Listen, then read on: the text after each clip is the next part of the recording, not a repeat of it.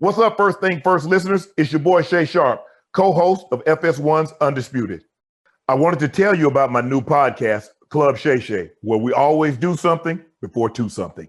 Each week, I sit down with a guest for a drink and conversation, and as host and proprietor of Club Shay Shay, I've welcomed in esteemed guests such as Snoop Dogg, Floyd Money Mayweather, LeVar Ball, Isaiah Thomas, just to mention a few. Whether I'm talking to an athlete, a musician, an actor, or a lifelong friend, Club Shay Shay is a place where people share inspiring and motivational stories about their journeys to prominence. The new episode drops every Monday on Apple Podcasts, Spotify, or wherever you get your podcasts. Subscribe to Club Shay Shay now and make sure you never miss a new episode. Now, back to First Things First. Our guy Nick was a very happy man after Super Bowl 54. Got another Super Bowl showdown on Sunday. And with that, we say good Friday morning, everyone. Welcome to First Things First. Jenna, Nick, Brandon, and Kevin Wilds. Nick, he did Super Bowl 54. Could you be equally as happy after Super Bowl 55? Oh, I'll never be as happy as I was that moment. But 369 days of celebrating Super Bowl 54, leading up to about 365 days of celebrating Super Bowl 55. Can't wait. Let's go. Let's go. I love it. All right, here we go. We got Chiefs. We got Bucks. Tom Brady might have a little something about how happy Nick's going to be come Sunday. The GOAT just 2 days away from a chance to win his 7th Super Bowl in a year, one as a Tampa Bay Buck. Guys, back on the big stage. Big game after 20 years in New England. So, Brandon, let's kick off the conversation with this. What are your keys to the Bucks upsetting the Chiefs on Sunday? Let's go. Yeah, let's do something a little differently this time around. Jenna, let's break it down from the offensive side to the defensive side. Let's start on my side of the ball, the offense. 3 things they need to do in Tampa to get the job done. Number 1, they got to protect the GOAT. You got Stinney, who is the weak link. Marpet is a stud. Jensen is nasty and mean. Wirfs, the rookie Tristan Wirfs is having a great rookie year. Phenomenal. They couldn't ask for a better tackle. Attack, aggressive. Kansas City secondary. The last 2 weeks, Spags has been doing everything. Phenomenal job of him dialing it up. Phenomenal job of him just being creative. But you have to attack these guys because you have a Mike Evans, because you have an Antonio Brown, because you have a Gronkowski, because you have a Godwin. Look, that's not what's going to win you the game, because I truly believe point number 3 is it. That's the path. But when you get your matchups, take advantage of it. And the last thing, running backs have to step up big. I want to see at least 10-plus catches from these guys in the backfield. Leonard Fournette, we're talking about breaking tackles. We're talking about 3rd and shorts, red zone run game. And also, like I said, catch the damn ball. Let's go. Those are the 3 things they got to do to get it done on the offensive side. What do you got, Nick and Wilds? Well, I'm a little confused by your first point, Brandon. I don't know why Tampa would be focused on protecting Patrick Mahomes. I assume that was a graphical error. But aside from that, it all makes sense. I said goat. I do. Yeah, I know what you said. That's why it was so odd to me. I do think we've talked a lot today, or this week, I should say. We've talked very little today. We just started this week about the Chiefs' injuries on the offensive line. You mentioned that Stinney, who's a replacement on the offensive line for the Bucks, that's a player that can be had. And the one offensive lineman you didn't mention is their left tackle, Donovan Smith, who I would argue is their 2nd worst offensive lineman behind only Stinney, because Stinney's a replacement player. Frank Clark, over the last 2 postseasons, leads the NFL in sacks, leads the NFL in hurries, 2nd in the NFL in pressures. Frank Clark was not very good this regular season, but he's been good already this postseason. He was phenomenal last postseason. I do wonder if Frank Clark can get some advantages on Donovan Smith. And as good as Wirfs has been, and you're right, you keyed on him since they moved up in the draft to get him, I think at number 11, he's been very good. It's also a rookie playing in the Super Bowl. Right. So I do think, Wilds, there's going to be some opportunities to get pressure on Tom Brady, which obviously throws the Bucs' entire offensive game plan askew. And Brandon, we know that we deal with two things on this show. We deal with Nick's take integrity and your wide receiver bias. So you're, as a commentator, you're not totally different from as a player. Like, you know what the good plan would be? Throw the ball to wide receiver. Let the wide receivers make a play. But friend of the show, Tyrann Mathieu, is going to come on in the next few weeks, and if he brings up this graphic, says like, hey, you thought like aggressively attacking was the plan? So in all seriousness, how do you do both things? How do you worry about Tyrann and attack aggressively? Well, you got to understand they're going to have some matchups. Tyrann is usually in the box somewhere and playing robber. He's somewhere robbing that in cut, somewhere taking away that slant, somewhere coming down and smacking the running back in the mouth when he's out on the option routes. That's where he's at. We're talking about down the field. That's why you have to protect the GOAT, because if you get an opportunity to take a shot, we're looking at one-on-ones. I also said yesterday their key to their defense has been Thornhill, center fielder. This dude is rangy. He can go from sideline to sideline. So he has his work cut out for him, because you have Antonio Brown, Godwin, and also Mike Evans. Where do you go? If you lean to this side to Mike Evans, you got two guys that can beat you over there. So I'm really excited about this matchup. It's going to be a chess match between Spags and Tom Brady. But I got to go to the defensive side. Is that okay with you guys? Can we play a little defense? Yeah, let's go. All right, here we go. Let's do it. Pressure without blitzing. That's number one. This D-line is relentless. They can win this game by themselves. You got Sue, you got JPP, and you got Shaq Barrett all playing at an all-time high right now. That's number one. They can get pressure on this quarterback without blitzing, and the key to that is if they do that, now you got your DBs and you got your linebackers that can play more coverage. But Todd Bowles, and this is point number two, has to disguise. Because if you go up there and try to blitz, you're going to get ran off the field like you did in the first half in week 12. So many teams try to blitz them. But you can't just sit back there in soft zone and play deep and show Patrick Mahomes, Andy Reid, Eric Bieniemy exactly what you're going to do. They'll pick you apart. So you got to do a good job of bringing some pressure, but pretty much playing soft zone, playing deep, not letting that guy get behind you and disguising it so you can make it a little tough and make Mahomes hold the ball for a second or two, a click longer, so that JPP and Shaq Barrett can get to you. And the last thing, Nick, your boy, you got to contain the rush when it comes to Mahomes. Contain rush this guy. If you let this guy get out the pocket and extend plays, well, it's lights out. You have no chance. This dude is deadly outside the pocket. We know that. He can make all the throws. He can throw across his body. He can throw 40 yards, 50 yards on his back leg. He can throw the ball when he's getting hit. Contain rush this guy. And the trick here is these superstars, all-stars, Shaq Barrett and JPP, you let them guys go. But they got to do a good job of having awareness of when they rush and how they rush. So those are three keys for the Bucs defense to beating the Kansas City Chiefs. Yeah, unfortunately, those are great keys, but unfortunately it's impossible.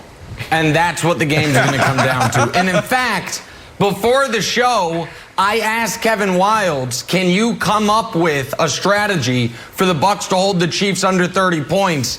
And it was so frustrating for him. At the end of it, he went like this to his head, which is why his hair looks the way it does right now. That's actually intentional, America. I don't know what's going on either, Wildes. There you go. Now we're back. Wow. Now we're back to the great Kevin Wildes hair. It's fixed now. I don't know what happened. Your mind got blown by trying to figure out how to slow down the Kansas City Chiefs. Brandon, you left one key off, I think, because we talked about it. But for our audience that wasn't joining us earlier this week, and I think you're going to agree with me, I think everything you said sounds good, but if they don't find a way to turn Mahomes over, they can't do it. They have to either strip sack, tipped ball at the line of scrimmage, into Levante David's waiting arms, something like that. They have to find a way to get Mahomes to turn the ball over. Down with it. Because even if you are holding the Chiefs back for a moment, that avalanche traditionally is coming. So I think they've got to steal possessions if they're actually going to be able to stop the Chiefs' offense, Brandon. Yeah, listen, Nick, I'm being honest with you here, buddy. I'm not just saying this because I want to disagree with you and make some good television, but this could be the first time we see a really frustrated Mahomes and Andy Reid, because you got 4 guys up front that can get to Mahomes. What that does is makes him hold on to the ball longer. If Todd Bowles and those guys do a great job communicating on the back end and they disguise coverage, these guys up front are going to be relentless. They haven't seen anything like this besides once this year, obviously week 12, and I would say that they're actually better because you got Ndamukong Suh, who's playing lights out the last couple of weeks. So you can see a frustrated Patrick Mahomes. He's going to get his, but it's going to be tough, man. I'm telling you that. And he's giving people opportunities to come down with those tips and overthrows. You got to have those. Great points. There is one other way the Bucs could pull off the upset. Brady plays lights out. If the Bucs are to do this, will it be because Tom Brady was the MVP? Who takes on the honors on Sunday? To be discussed next. First things first. Nick doesn't buy it. Hey, First Things First listeners. I wanted to tell you about our brand new Fox Sports app and website, foxsports.com, reimagined for the modern sports fan. Go ahead, download the new app right now. You don't even have to pause this episode. Every day on the new app and website, you'll see the top stories in sports. Plus, a rich world of written content, videos, social media, and analytics to give you a 360-degree view of the most important stories of the day. Streaming live TV has never been so easy or elegant.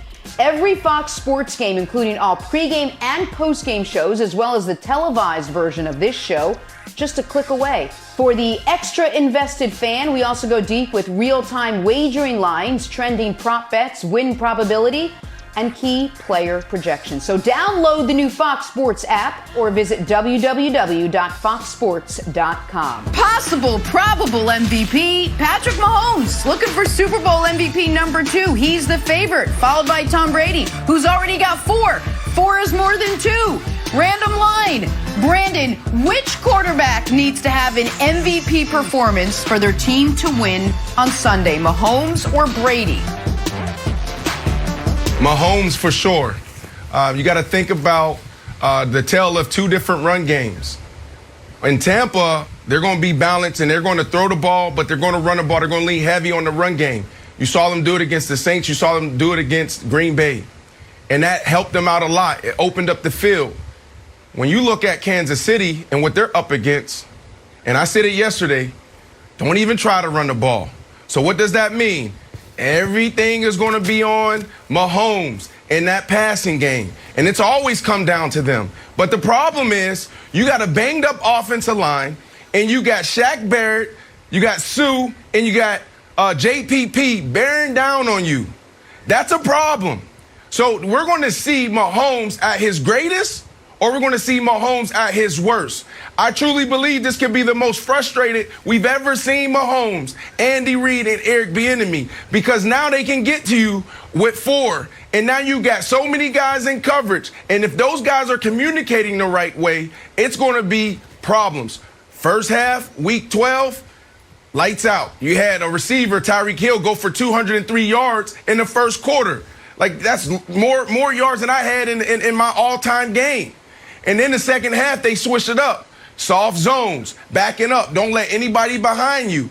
And they struggled a little bit, Nick. So I truly believe if Mahomes get it done, which we know there's a good chance he will be MVP. But it's going to be trouble for him when you turn on this game Sunday because of who he's going up against in these individual matchups, defensively versus offense. All right, well, so Brandon's absolutely right that Mahomes has to play like an MVP for the Chiefs to win. That is why the Chiefs are the Chiefs. The Bucs might have a couple different paths. So the answer to the question is undoubtedly Mahomes. Luckily, he will.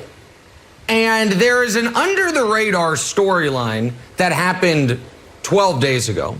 And there's an under-the-radar storyline that's going to happen 1 day from now.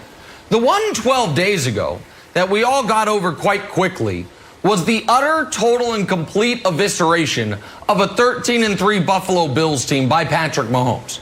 when he had arguably his best playoff game ever, 375 yards, 3 touchdowns, a 128 passer rating, a perfect football game against a 13-3 team in a week he couldn't even practice because of the concussion protocol. But Wildes, more importantly, is what's happening tomorrow night. Because I know you think I've been jotting down fake bulletin board material. I'm going to give you some real bulletin board material. Do you know what happens tomorrow night, Kevin Wildes? The NFL has a fancy ceremony. And at that ceremony, they're going to announce who the league MVP is. And you know whose name they're not going to say? Patrick Mahomes. And you know who I know verifiably, and after the Chiefs win the Super Bowl, I can probably elaborate more on this, is furious about that? Patrick Mahomes. So if you need a little extra chip on your shoulder, a little extra, oh, they doubted me motivation, he's going to get it about 18 hours before kickoff when they announce Aaron Rodgers is the MVP. So Patrick Mahomes, who has played one bad playoff half in his career, I think is going to play like an MVP. Pass rush be damned, and the Chiefs definitely need him to play like an MVP in order to win. Okay. So do you think the fact that he's not getting the MVP is keeping him up at night? And if you do, it might be time for America's favorite segment of football previews called Nightmare Fuel. That's right, folks. Nightmare Fuel for Patrick Mahomes is back. These are the things that will keep Patrick Mahomes up at night. Hit the thunder and the lightning. The first one, 25 minutes of terror. Oh, it sounds like a terrible Disney ride. It is not. What it is the stat that is this. Mahomes is 2-6. When he doesn't have the ball for at least 25 minutes. So he's sitting in his bed. He's like, what if I'm just sitting on the bench the whole time? What if Leonard Fournette just keeps on running the ball and we don't get the ball back? Nightmare fuel would be terrible for Patrick Mahomes. Oh, I didn't even get the MVP. I don't even get to play in the Super Bowl. Number 2, Todd Bowles' Frankenstein game plan. What does that mean? It means you take a little bit from each team. Oh, how did the Raiders win? Surprise, surprise. They control time possessions. How about the Broncos? What did they do? Oh, red zone defense. Harrison Butker kicked 5 field goals, and Tyreek Hill had a touchdown that even he didn't want to count. What was the other one? Oh, the Falcons. They only scored 17 points against the Falcons. It's all those simulated scary blitzes. Number 3, not only an odd-looking Reebok shoe, Shaq Attack. Forced fumble, Nick. You were very worried about it. Shaq Barrett gets on the field, forces a fumble. False security is job security. That's what I tell my children every night. Yours and mine. It keeps sweet dreams. Here it is. Oh, ball's loose. And finally, and this is the weird one. No one's talking about this, but it happens every single Super Bowl. The poltergeist play.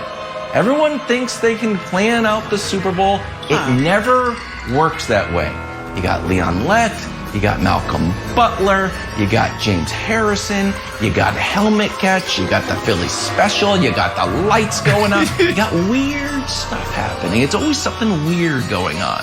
So Nick, those are the 4 things. Are you worried about any of them? As I know, and I'll elaborate on this after the Super Bowl, perhaps I'll also elaborate that I think Patrick Mahomes is very nervous about the nightmare fuel.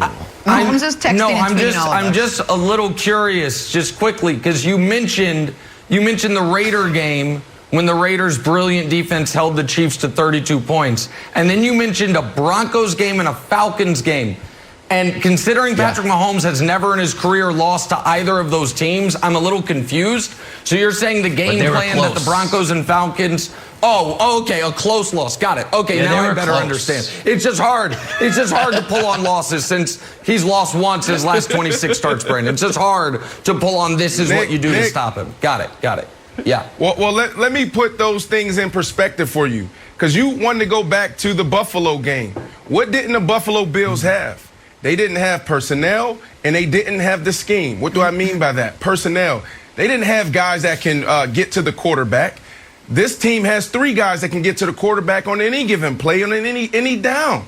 And then you look at scheme. What do I mean by scheme? If you go back and put on the film, they didn't disguise, and they definitely didn't play smart. So what happened was the linebackers were just dropping. All right, I'm in cover 3 right now. I'm in zone. So I got I got curl flat. So that means I'm going to drop back to the numbers. And then if the ball goes to the flat, then I'll go to the flat. Those guys were sitting there. But then once they got to their zone, they weren't playing smart. They weren't reading, okay, number one went to the flat. He's covered. So now let me push to the dig route, to the basic route. They didn't do that. They just literally dropped in their spots and sat there, and there was wide open gaps. You're not going to see that in Todd Bowles' defense. Those guys have scheme, and they have the personnel to play smart and to communicate. That's going to be a problem for Patrick Mahomes come this Sunday. All right, well, let's take a little turn, talk some NBA now. Nick's about to give out some medals. Joel Embiid, he's a candidate, battled through some bumps and bruises, put up 37 last night, but no Ben Simmons for the Sixers. No win, and thus no medal for Embiid. So, Nick, take us through who did earn a medal last night. Yeah, let's go right to the medals. Melo got the win. No Dame, no CJ, no problem. Carmelo Anthony with the win, 22-4-5. Get Melo on the medal stand. Silver medalist, Kelly Oubre. After arguably the worst game anyone's played in the NBA all year, Kelly Oubre responds with a career high in a blowout win over the really struggling, gotta be concerned now, Dallas Mavericks. Gold medalist, LeBron James. 27-10-10 in a second half evisceration of the Denver Nuggets. 68-35 in the second half. LeBron controlled every single aspect of the game, and then after the game tried to control the All-Star game not happening, saying that he's not into it. So LeBron gets his gold, Brandon. There's bronze, silver, gold, Melo, Oubre, LeBron. What's up? I like it, but I know this is supposed to be a celebration, Nick, but another no-show by AD. Like, you guys aren't playing for the regular season. Right. You guys are playing for LeBron James to get the 5th ring. 13 points, only 8 shots. Are you not concerned? AD's got to play better. I will admit, AD's got to play better. Luckily, you've got the greatest player of all time taking care of things for him right now, Jenna. Luckily, LeBron's just still saying, like, I got but not this. good enough, Wilds. Tell me someone that missed the cut last night. Oh, Donovan had 18 points, would have had 20. He missed this dunk. After the game, he says he's trying to think of what dunk to do. That's the problem when you're a dunk champion. You've got too many options. You're too good for your own good. From now on, just go with a straight reverse dunk. It's a classic. Everybody likes it. Hang on the rim a little bit. That's add a little flair to it. Too good for his own good. Donovan Mitchell, 18 points. Jazz win. Do the straight inverse 1.5. Just it's your standard. Hey, we got a fun game we like to call over-under on the other side. Breaking down some Super Bowl props. It's next. First things first.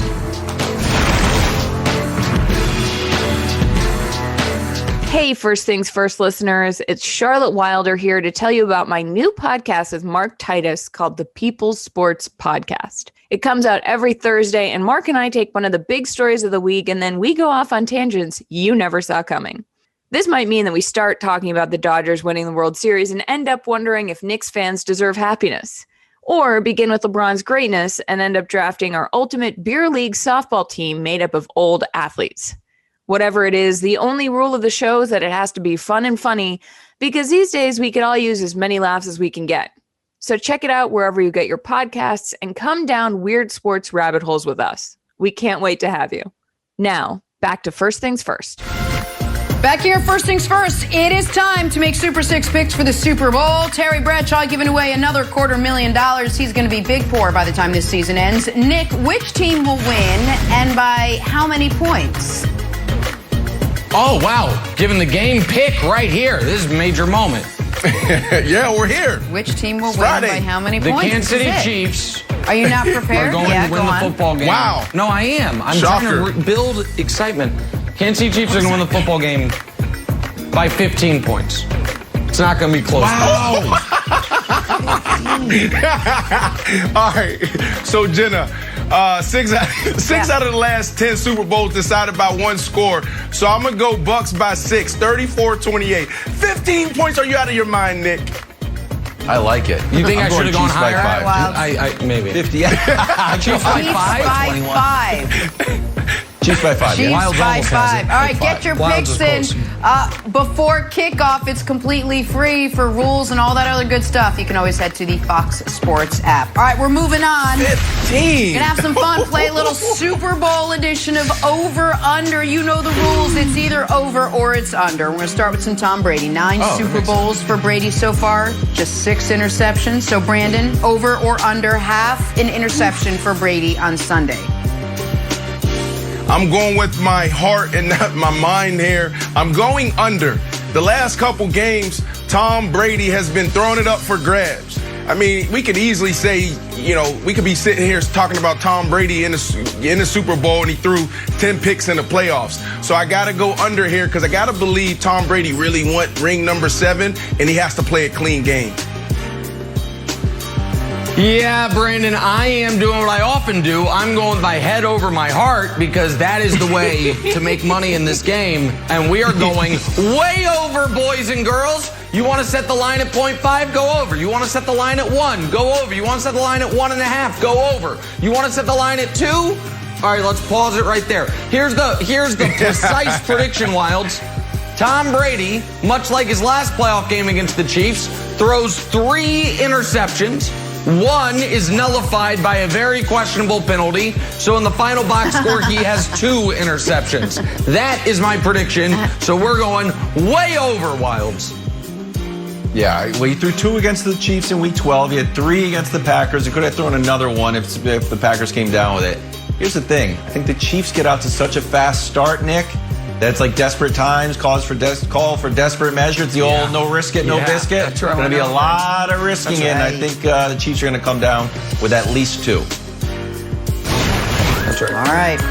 Well, let's talk some rookie runner Clyde Edwards-Helaire. Been an up and down first season for the back out of LSU. He's going for a title repeat too. 1 college, 1 pro.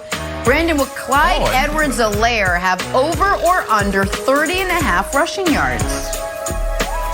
Under. He'll be a non-factor come Sunday. Absolutely. Look, I had Coach Bowles as my defensive coordinator when I was playing for the Miami Dolphins back in 2011, 2012. I also had him as my head coach for the Jets. Who did he learn from? How did he get to Miami? Bill Parcells. Bill Parcells was the president. He's the one that hired Todd Bowles. He's the one that taught him a few things here and there. And one of the things that Bill Parcells always said is you got to win and build your team inside out, starting in the trenches. And that is football. You got to be able to run the ball and you got to be able to stop the ball. And that's where he thrives. And that's why his defense is always at the top in the National Football League. So look, don't even try it. This run D is excellent, Nick, so I'm going with the under. Got to be able to run the ball, got to be able to stop the run. That certainly was football when Bill Parcells was winning championships. It's not football anymore as Bill Parcells is running a horse racing operation, I believe, or a horse stable in upstate New York. Under is the answer. Never, he can have 0 rushes. I'm fine with it. Throw. And then when they think you're going to throw, throw. And then when they think you're going to throw again. Here's the only time Edwards-Helaire needs to touch the ball, Wilds, aside from if it's thrown to him. Hand it to Edwards-Helaire, and then let him pitch it back to Mahomes for a flea flicker for more throwing. Throw. Okay. So under. It will always be about the fundamentals, Nick. I know. That's what I'm saying, Brandon. If the game goes sideways, can we run that clip on Monday? We're like, wow, I could hear it at halftime that if the Chiefs are down, like, oh, they only have 9 rushing yards. That doesn't work. Hey, is that a good way to run a football team? No, it's not. I think that he's going to go over. I think if the Chiefs are in the lead, you start giving the ball and he starts breaking a few runs. I know the Bucs have a great defense, but Nick, the one thing I am worried about is this unbalanced attack that you're planning on. I give the ball to Clyde Edwards-Helaire. Let him do his thing a little bit, Jenna. I don't know. Nick feels awfully confident about it. Let's talk some Travis Kelce now. Coach Mangini predicted yesterday on our show that Kelce would break the record for receptions in a Super Bowl. But Brandon, will Kelce have over or under 100.5 yards on Sunday? Oh, this is easy. They're not going to be able to run the ball, so they're going to throw the ball, and that's what they do great. They always win this way, right? They're the exception to the rule because you have, Andy Reid, just so creative, and you have Patrick Mahomes, the baby GOAT, okay? We're not going to crown him yet, Nick.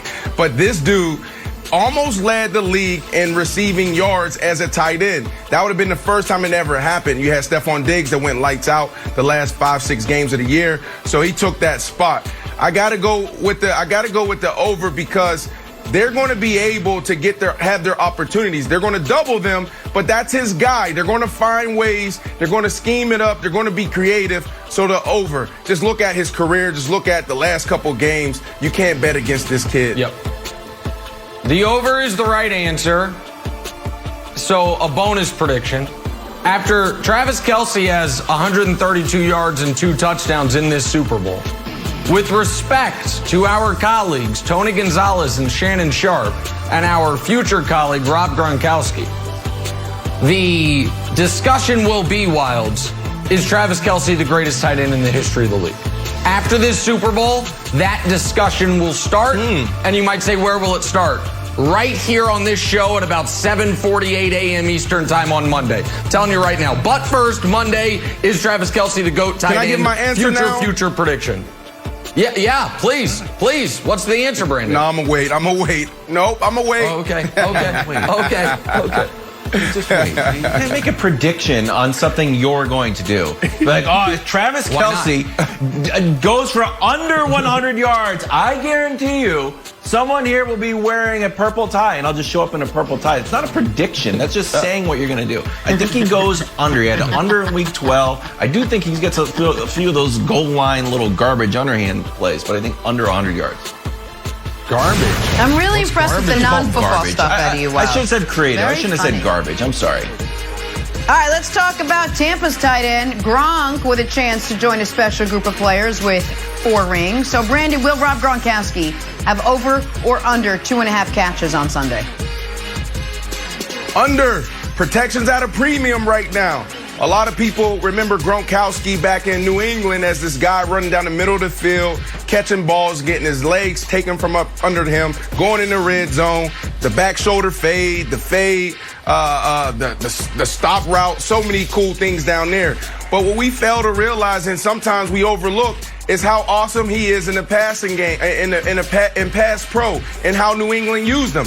They start doing this the last couple weeks, leaving Gronk in to shore up those edges. So I think it's going to be, I know it's going to be the under because you gotta protect the GOAT. Brandon, we might be able to side bet this one. I'm very confident it's going to be the over because Tom Brady is going to be under such duress. The Bucs are going to be being beaten so soundly that Brady's going to go to his safety blanket. Brady's going to go to someone that he relies on and trusts, Gronk. I think Gronk could have half a dozen catches in this game, so I'm going way over, Wilds. Yeah, I do too. The Chiefs allow tight ends to get open, and Gronk had a big game against the Chiefs in week 12. So I think this is definitely the over, Brandon. I will also bet you on the side for House of Athlete membership. All right. With so much to consider ahead of Sunday's game, we got to ask, what do you think is more likely, guys? A Bucs upset win or a Kansas City blowout? We'll toss that around next. First things first.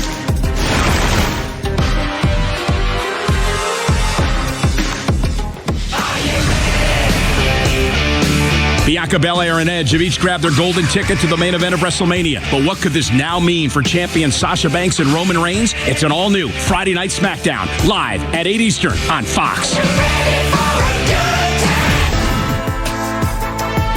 Our Super Bowl 55 previews continue right now. This will make Nick happy. Fox Bet Sportsbook has the Chiefs as 3-point favorites. So who will win? No idea. But we, the viewers, are winners of perhaps the best quarterback matchup in Super Bowl history.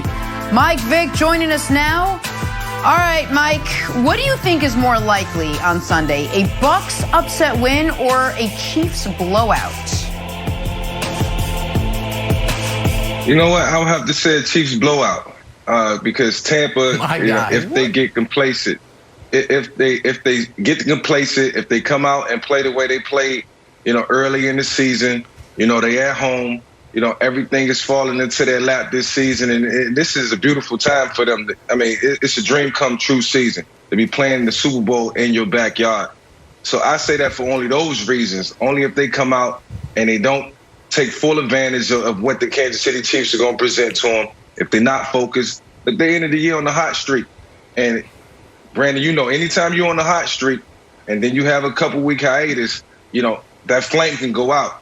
So if this game was played last week, then I would say, look, the Bucks will have a chance at. I'm not picking a winner or loser right now. I'm just saying, if anything, and answering the question, if it's an upset, it could be because, you know, the Bucks at home, man, they chilling and everything is in their backyard. Big bro, are you out of your mind? You're a quarterback. No, smart man. Think about what Mahomes is facing right now. You're a quarterback. Go back to week 12, Mike, and put yourself in Mahomes' position. You are the quarterback of this team. Week 12, you play. First half, you're playing against man. Lights out. Okay, second half, they start playing zone. They start just relying on the front four. Things got a little different, right? It starts sputtering a little bit for them, just a little bit. And then you go and you turn on the film. Okay, you got that game. You escaped. Now you're watching this team. You're watching all season, but typically we watch the last 4 games. But you had 2 weeks, so you're probably watching more. But the first footage you're going to turn on is the Green Bay game. So what they did in the second half, they carried into the Green Bay game. Right? We heard those guys talking about, well, Patrick Mahomes and Aaron Rodgers is pretty much the same person, right? You attack them the same way. Yeah. What did they do, Mike? What did they do? They disguise. They rush 4. Shaq Barrett, JPP, I keep saying it. We've been saying it all week. But those guys been playing lights out. Okay, but Mike, now you're going into this game as the quarterback, and you know you can't run the ball, Mike. You can't run the ball. So now you got to rely on the pass game, and you got 4 guys that can get home, and you got to figure out what's happening. Where's people dropping? Where's my open man? So this is going to be a struggle for Mahomes. That's why you got to go with the Bucks more likely to win this game, to upset the Chiefs. Okay, so Vick's obviously correct with respect to my dear friend and colleague Brandon Marshall, and I'm trying to ramp up the commentary as the day goes on. I was waiting for an ally to join the show. So all-time Chiefs coaching intern great Michael Vick is here, so I'm not the only Chiefs guy here now. So now we can ramp it up fully. All-time intern, the greatest intern in the history of Kansas City sports, Michael Vick. Brandon Marshall, I fear the pendulum has swung too far. The Bucks defense has gone from underrated nationally to all of a sudden this week, we're talking about the front 4 like they're the purple people eaters. They are not that. They are not even as good as the front 4 they look like it the last Chiefs week. faced in last year's Super Bowl. So this idea that all of a sudden the Chiefs aren't going to be able to move the football, I just don't acknowledge that as really a possibility. And Wilds, I'm going to throw it to you, and I'm going to do one of your favorite things, but I'm going to do it in reverse. Because all year long I've had to deal with Kevin Wilds and his perfectly coiffed hair talking about, but what if? What if the Saints had fallen on a fumble? And what if the guy from Atlanta had caught the interception? What if this 14-1 team, they actually were 9-6 if you really think about it. So let's go back to that Tampa Bay game and do a couple what ifs. What if on the opening drive of the game, on 3rd and goal from the 1, instead of having Travis Kelce throw the ball, they just threw it to Kelce and got a touchdown? And what if on the 4th drive of the game, instead of Mahomes being strip sacked inside the 10, they scored a touchdown? And what if in the second half, where the Chiefs were shut down after a 75-yard touchdown drive to start the second half, Mecole Hardman had caught the wide open 90-yard touchdown pass that was thrown to him? Do you know if those 3 things had happened? The score of that game with 20 minutes left would have been 45-10. So we can play the what-if games always negatively to Kansas City, or we can say, you know what? The first time they played, it actually was far more of a blowout than the score indicates. So what's more likely? A Chiefs blowout, because they were this close to blowing them out once already. And the last time the Bucks had the ball with a chance to take the lead in that game was the first quarter. So to me, that's clearly the answer, a Chiefs blowout. Okay, I'll throw it back to you. Few things. One, the Mecole Hardman thing was not Mecole Hardman's fault. It was Patrick Mahomes' fault. That was a bad throw, and I know in your contract we can never say anything about Patrick Mahomes, but he said it after the game it was a bad throw. Travis Kelce, you know, was on that play. Oh, Carlton Davis in there batting the ball down. Carlton Davis going to be all over the field. I told you guys, just because he got lit up for 200 yards in one quarter, no one thinks he's good. It's going to have a big game. Bad. Here's why I think it will be a Bucs upset. What team, Nick, has a reputation for taking their foot off the gas, for getting up early, taking their foot off the gas? The Chiefs. Oh, let's relax. Let a team come back. And what team or what player has been down big in the Super Bowl and had a big comeback? Hall of Famer Julian Edelman catching balls 1 inch off the ground. So I think, even though it's the Super Bowl, I think it's a little practice how you play the regular season like the postseason. You guys have taken your foot off the gas the whole time. You might open the door up a little bit for Tom Terrific to come storming back. Okay, that's a very intriguing thought that the Chiefs will just shift into neutral in the Super Bowl, looking ahead, I guess, to the non-existent Pro Bowl the week after. Stay fresh for that. Vic, I got a question for you. Vic, did they seem to take their foot off the gas against the Bills? I watched that game. You and I weren't watching it together, but we were on a Zoom call discussing it together. Did they take their foot off the gas against the Bills, Vic? They didn't. No one ever takes their foot off the gas. This is professional sports, and when it comes down to it in this game, you know what the Tampa Bay Buccaneers are gonna have to do? They're gonna have to prove that they can beat the Kansas City Chiefs in all 3 phases: offense, defense, special teams, and more likely on defense, they're gonna have to stop Patrick Mahomes, and that's what it all is gonna boil down to. But they're gonna have to prove to us for 4 quarters that this game is gonna be different than what we've seen earlier in the season. Nick, stop going back to the Buffalo game. Please. They didn't have the right personnel. They didn't have the right scheme. They had no chance. That was 7-on-7 out there. That was routes on air. Routes on air, that's one of the first things we do, Vic, when we start practice. Quarterbacks, wide receivers, go to field 2.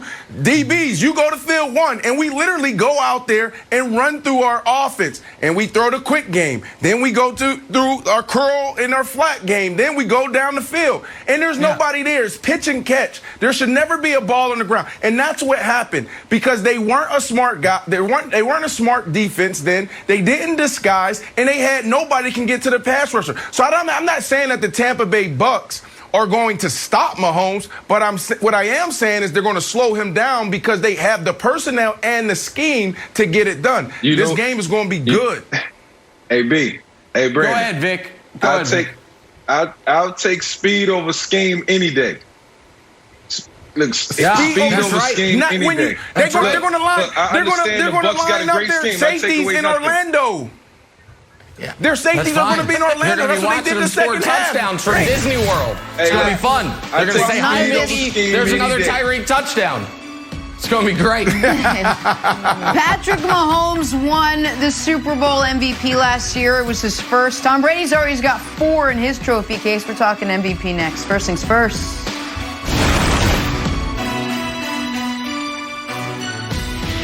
New tracks, new teams, new champion. The 2021 NASCAR season starting up in just 9 days with the Great American Race. I can't wait. The Daytona 500, February 14th.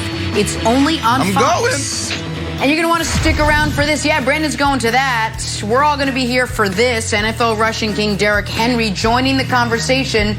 9 o'clock this morning, coming up shortly, right here on First Things First. Stiff arm. Back to Super Bowl 55.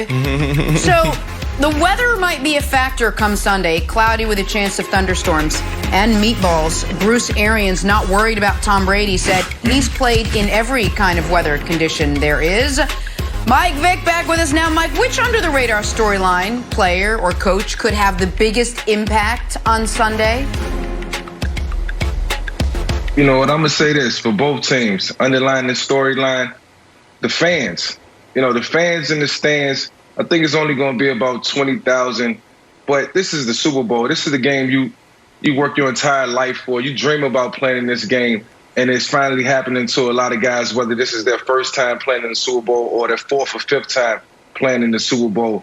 And you're going to look in the stands, and it's not going to be filled up. When you envision the Super Bowl, you envision a crowd. You envision crowd noise. You envision the excitement, and that's not going to be there. So both of these teams are going to have to bear with that. Also, if it rains, then I think the advantage goes to Andy Reid and the Kansas City Chiefs because they pretty much got 4 running backs. They got Edwards-Helaire, Le'Veon Bell, and then they use McCole Hardman and Tyreek Hill out the backfield. So you got a bunch of different running backs. Andy will know that going into the game, and he's going to cook up some plays that's going to allow all those guys to touch the football. If it is heavy rain, that could be an advantage for the Kansas City Chiefs.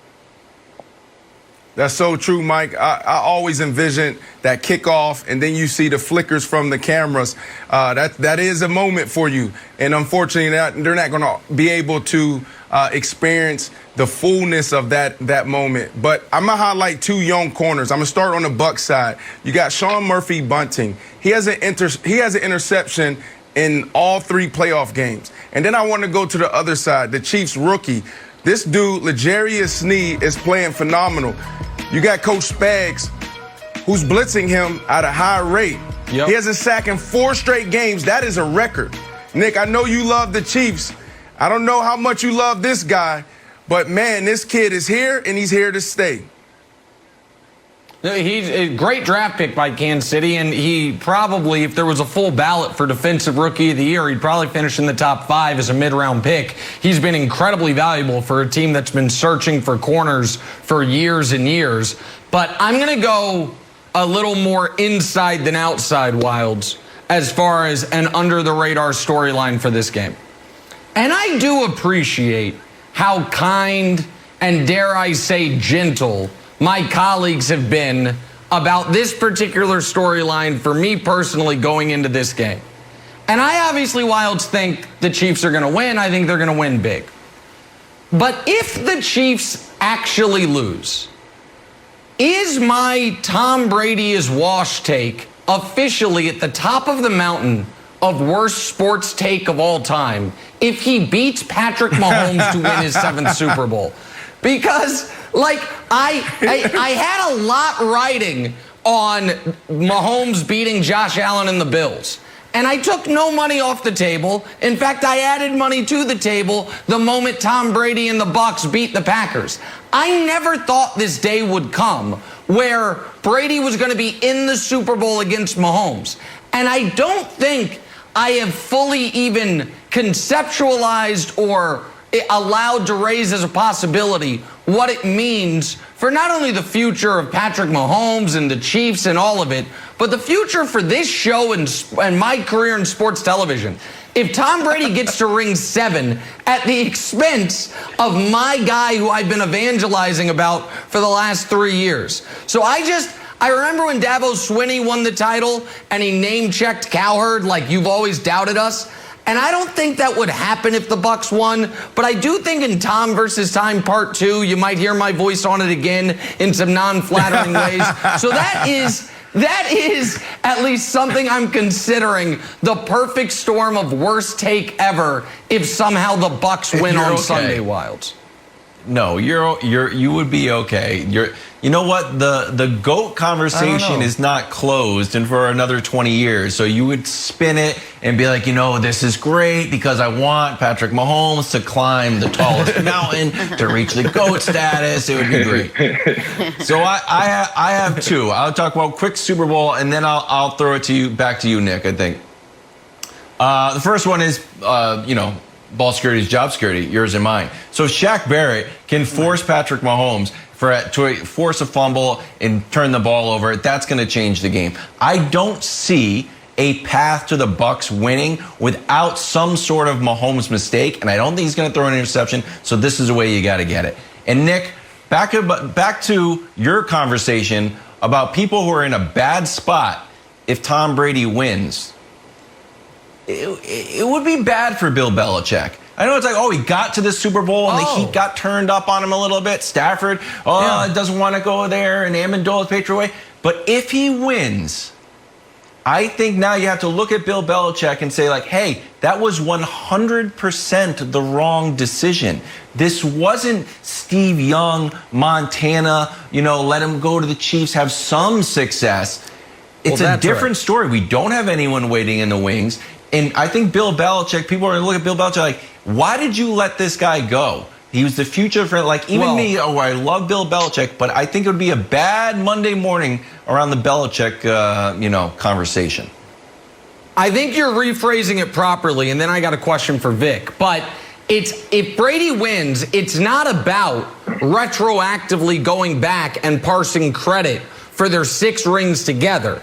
It's about looking forward and talking about what Belichick sacrificed by not acquiescing to Brady's wishes of giving him a longer-term guaranteed contract a couple years ago when Brady wanted one. Because Belichick was doing the same math I was doing, which is Tom says he's going to play till he's 45. He's not. He's going to leave here. They're not going to be very good. He wasn't that good in 2019. He's probably going to retire after 1 year with Tampa, and I'm going to have a clean cap sheet. But if Brady wins the Super Bowl and then is talking about playing not only next year, but the year after that, that decision looks worse and worse for Bill until they get another quarterback, which is no guarantee. But to your first point, and this is my question for Vic, I think everyone acknowledges the biggest advantage the Bucs have is their front four against the Chiefs' offensive line because it's so banged up. How big of an advantage you find that to be, people disagree on. What do you expect Reid? Because it's not like Andy Reid doesn't know that. Andy Reid knows that's their biggest edge. He knows offensive line's banged up. What do you expect him to put in the game plan to try to neutralize that disadvantage and still let the Chiefs' offense function?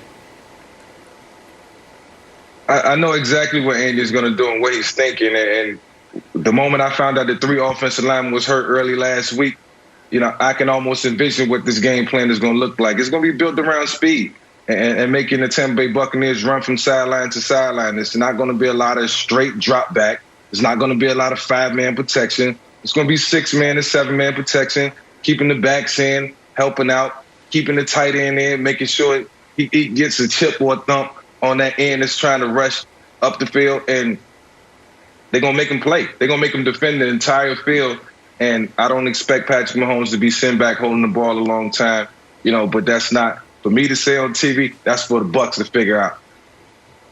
Well, so Mike Rimmers, Brandon, the guy who's now going to be playing left tackle, he was playing right tackle earlier in the postseason, obviously. Yep, 100%. And so here's my question, because Mike Rimmers, when he was at right tackle, was lined up against Myles Garrett, who, as great as the Bucs D linemen are, I don't think any of them are as good as Myles Garrett. And in one of the biggest plays of the game, they ran right past him. And I think Myles Garrett actually made the tackle, but it was 40 yards down the field, which spoke to what an amazing athlete Myles Garrett is. But I do think you're going to see a lot of that, right? Like what Vic's talking about, which is trying to neutralize some of the up-the-field pass rush by going horizontally and then relying on your speed to be able to cut it upfield after you get outside of the tackle box. Yeah, and that's why it's going to come down to, and it sounds redundant, and I keep saying the same thing, but I keep talking about the Tampa Bay's defense, and it starts with Todd Bowles. Todd Bowles versus Andy Reid. This is going to be a critical matchup in its scheme and its personnel. The personnel is the most important thing when it comes to this, because you got to understand that there's going to be a lot of gadgets, a lot of misdirection, and you got to keep your eyes on your own luggage. The communication is going to be critical in the back end for Todd Bowles and that defense. You got to know, even when you get to the red zone, Tyreek Hill going in motion back and forth. Am I going with him, or am I passing it off to someone else? And that comes down to communication. You're going to see guys before the snap communicating, post-snap still communicating. That's the Todd Bowles defense. And if it doesn't work, it's lights out. That's when you see guys go for over 400 yards in offense versus his defense. And sometimes, they can implode in the run game. But I truly believe where they're at right now and how they've been playing the last couple of weeks, they're going to do a great job of getting pressure on Mahomes with the front four. They're going to stop the run. And now on the back end, those guys have to communicate. If they do that, they're going to be in good position. First team All-Pro, Derrick Henry joining us now. Derrick, good morning to you. Excited to have you here. Before we talk some football, I know you're partnering with Old Spice. Tell us a little bit about the work you're doing with them. Oh, yeah, well, it's been a tough year. some guys. And, sometimes, the year's been so tough that, some guys forget to do normal things that they do throughout the day, like maybe putting on deodorant. Well, Old Spice has come to your savior with this new quality scent cologne called Dynasty. Gives you the confidence to make it through your day and through the year. And it smells really good. So Old Spice is doing a great thing with this new cologne quality scent deodorant. Ooh, Derrick, I got a question for you. Did you wear that when you were on the jet ski? Do you put it on when you're on the jet ski? For sure. All right, look, I've been campaigning. Stay with me here. I've been campaigning for you to win MVP for a long time, okay? For half the year. And the way I tried to illustrate this and to paint this picture for people was by using a jet ski. So it's a long story, but just stay with me. You'll figure it out. It started off at the beginning of the year with Russell Wilson actually on the front of the jet ski. Remember, he was the guy. He was the clear-cut leader. And then all of a sudden he started throwing interceptions. And then here come Patrick Mahomes. Here come Aaron Rodgers. You know when you go on vacation, Derrick, and you put your little deodorant on and your Old Spice cologne? What happens? Everybody starts fighting. No, it's my turn to ride the jet ski. It's my turn to lead. So you had those guys going back and forth. And then halfway through the year, you just started coming out, stiff-arming people left and right, 150 yards here, 200 yards there. It was amazing. And then we start talking about other guys. And I was like, look, Derrick Henry, we got to have this discussion. So I had this as the illustration going into week 16. But my whole point, Derrick, was this. Let's go. If this guy goes over 2,000 yards, he has to be the MVP because it's a rare feat. There's only been 2 guys in the history of the NFL that's gone for over 2,000 yards plus 15 touchdowns. So after you went for it, this was the illustration. So I got 2 questions for you. 1, how do you feel about the illustration? And 2, do you feel like it'll be a snub if you don't win the MVP?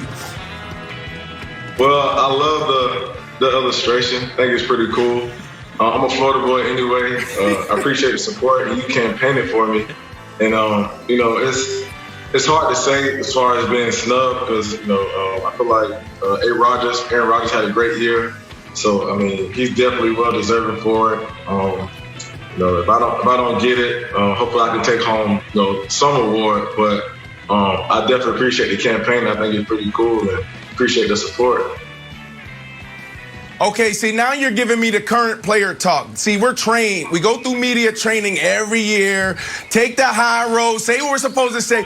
Derrick, this is your opportunity to change history, make history. Do you believe that we should rethink the MVP award? Like, how are you a running back go for 2,000 yards and you don't get the MVP? So I really got to push back on you right now. And I want to get your honest opinion on this whole MVP award because it seems like it's a quarterback award. Yeah, I think you put it right on the head. It's a QB award. It's a passing league nowadays. So I don't think the running back gets much credit in the league nowadays as far as rushing and touchdowns. It's more of quarterback if he's consistent and playing at a high level throughout the year and consistent in his play. Then I think just right there on the platter for the quarterback to win it. Do I think I have a chance to win it? Maybe a little bit, but as long as the quarterback's playing at a high level, then they always gonna get the first hand to it. Well, so Derrick, this is interesting because the reason it's turned into a quarterback award is because the vast majority of teams go as their quarterback goes. That is not the case in Tennessee. And Tannehill, by the way, since he's taken over, has been exceptional. But you are the engine that has made that team go for the last 2 seasons. And we talked to you last year when you were the best running back in football. And shortly after we talked to you, you got a very well-deserved contract extension. But there were a lot of folks, particularly folks in the analytics community, of which I dabble in, saying, as great as Derrick Henry was, what are the odds he can duplicate it? Tough position, a lot of wear and tear. Paying running backs hasn't worked out. You didn't duplicate it.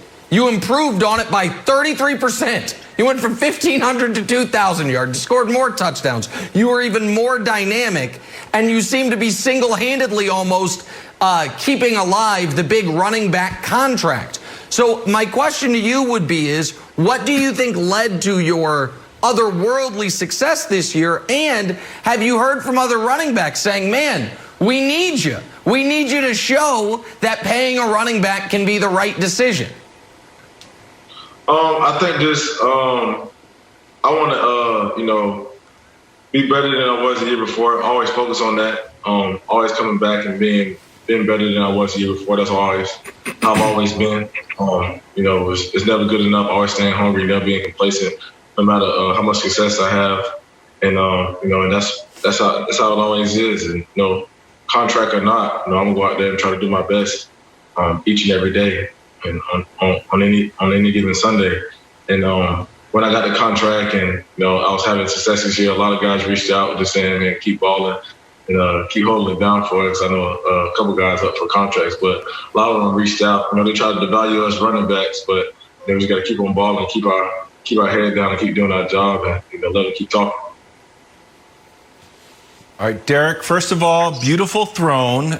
Just a word of advice. Maybe that can come to the Titans sideline, so when the defense is on the field and everyone else sitting on the bench, you sit on the throne. I think it would be more comfortable and give you more rest. It's where you rightfully belong.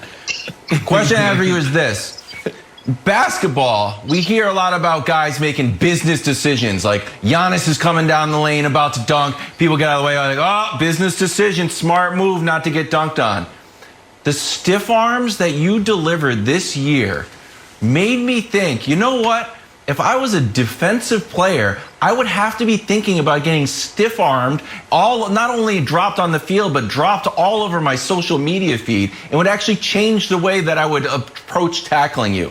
Do you feel like the stiff arm is one part an effective tool and one part a tool of intimidation to defensive players? Well, I do know, now that I've used it, a lot, and I guess you could say the highlights from it. That's probably the main thing that our defense focus on is, my stiff arms. I can tell whenever I play each team that when I approach a defensive player, they're already waiting for it. They already got their hands up trying to break it down. So it definitely has been effective, and people notice it in the league, and they prepare for it, get ready for it.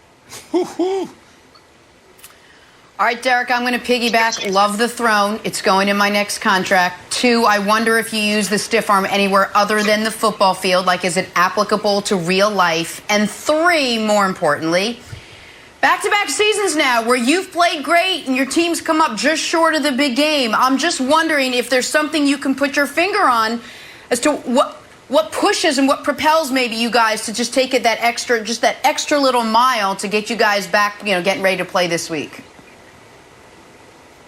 I think it's just, us just playing better when it all comes down to it, all collectively from, from the whole team, just being better. And I guess just using this season as we came up short, we won the division, which you haven't won in a while, and lost in the wild card round, and just using that as motivation, coming back hungry. Last year, making to the AFC Championship, and this year just getting knocked out in the first round. So all you can do is just use it as fuel, motivation, and just come back hungry. With the new assets we have to our team and the people that's returning. So. Just be hungry, ready to come to work, and hopefully and willingly make it to the Super Bowl next year. Well, it always starts with the leader. It always starts at the top. Talk to me a little bit about Coach Vrabel. 2 things here, and give me the inside scoop. The beef between y'all and the Baltimore Ravens, y'all going to the logo, dancing, doing all of that. Was that something that was intentional? I felt like, Coach Vrabel said, go do that because I'm throwing my guys in a fight and you guys are going to have to respond. So I want a little insight there. And then also talk to me about Coach Vrabel and what makes him special, if he is special, because a lot of people feel like he's a next level coach. Yeah, as far as the logo thing, We actually been doing that since I got here in 2016, and that's just something that that we always done. And probably before I even got here, just breaking it down in the middle of the field. I mean, on the logo, we actually do it at home, and we did it last year when we played them in the playoffs, and it was never a big deal. So I guess I don't know if they didn't come out when we did that time in the playoffs. And then we did it again. We played it this year. I'm being dead serious. Like no lie. We've been doing it since I got here. We've been doing it. I promise you, that was a big discussion whenever that whole thing occurred. That we've been doing that the whole year. If you look at us, we come out, we do it on everybody's field. We do it. We've been doing it since I got here. Every game. And then they made it. I guess they made it going into a big deal. I'm being dead. Nick Wright. This is a true story. Nick Wright blew it up. Yeah. Whoever blew it up, that's what it made it to the big logo thing, and that's how it translated to us disrespecting their logo. But we've been doing it since I got here. It ain't never been like us disrespecting us. That's how we break it down in the middle of the field. That's what we always done. But as far as Coach Brady is a great coach. He's hands-on. He gets in drills with us. He's played the game at a high level, played for a lot of years. So we respect him. Does anything he can to motivate us. We just know that, when it comes down to it, he'll do anything to put us in the best position to go out there and win games. And, we respect him, love him as a coach, and, he's doing a great job for us. And, anytime in practice, if he has to get in the drill or anything, especially me doing a stiff arm, or if I need to, make a move or just do anything with, any position, he's always willing to get in and, help us out at any time. I want to get some of your insight on this year's Super Bowl, Derrick. You have some familiarity with the Chiefs. You guys actually beat the Chiefs. They've won 25 out of 26. That streak started, with dates to when you guys beat them last November. And then obviously in the AFC Championship game, you guys are up double digits and the Chiefs end up coming back and going to the Super Bowl. I want to ask you about both sides of the ball for the Chiefs. Does the opposing team's offense feel pressure because they know the Chiefs' offense are on the other side? And then on the defensive side of the ball, do you think the Chiefs' defense is better than it gets credit for nationally when it feels like the discussion is only about Mahomes and the weapons? I don't really say it's pressure as far as the offense, but I think you just know you have to be efficient because we know they can score a lot of points and they can score at any moment or, anywhere on the field by the playmakers they have. They've been doing it since, I think, Mahomes took over, the type of quarterback he is and the type of receivers and playmakers that they have. And, it's been showing for the last 3 years. But their defense, I think they do a great job of, rallying off each other. And when it's crunch time, I think their defense, they step up. They make plays to be able to put them in a position to win. So I think, the defense don't get a lot of credit as they should, because, they're the reason, you got to play good defense to make it to the Super Bowl, especially back-to-back years. So their defense has been playing very good. And, when it's crunch time, they deliver. Derrick, give us a winner before we say goodbye to you. Oh, Chiefs. AFC. Second reigning champs. Smart man.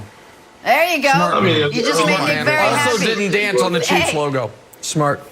Thank you so much, Derrick, for hanging out with us. Really appreciate it. This was fun. I say keep the chair and bring it wherever you go. Derrick Henry, everyone. And stay off the logo.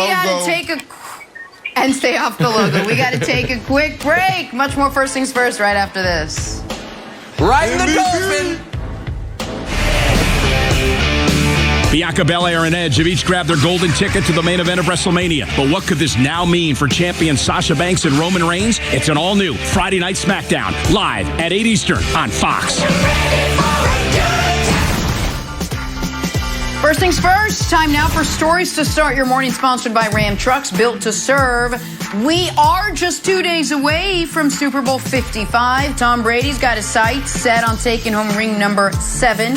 To do it, he'll have to beat defending Super Bowl MVP Patrick Mahomes and those high-flying Kansas City Chiefs.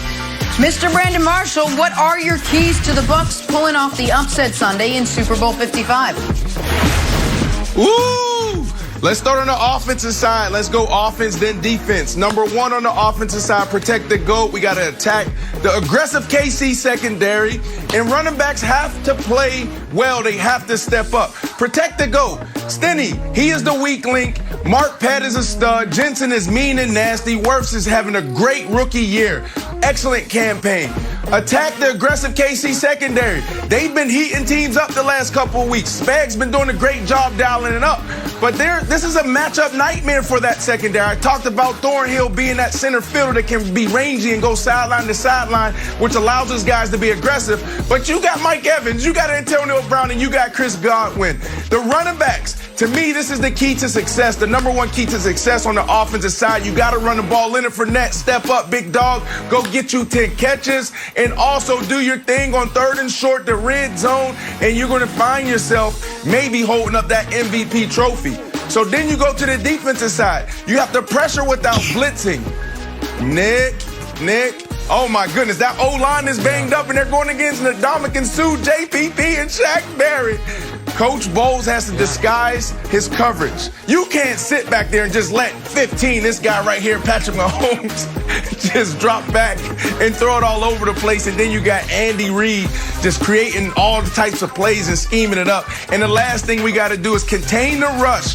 Contain rush Mahomes. If you do those things, you're going to find yourself in a sweet, sweet spot at the end of this game. Nick, I truly believe that the defensive line can win this game alone.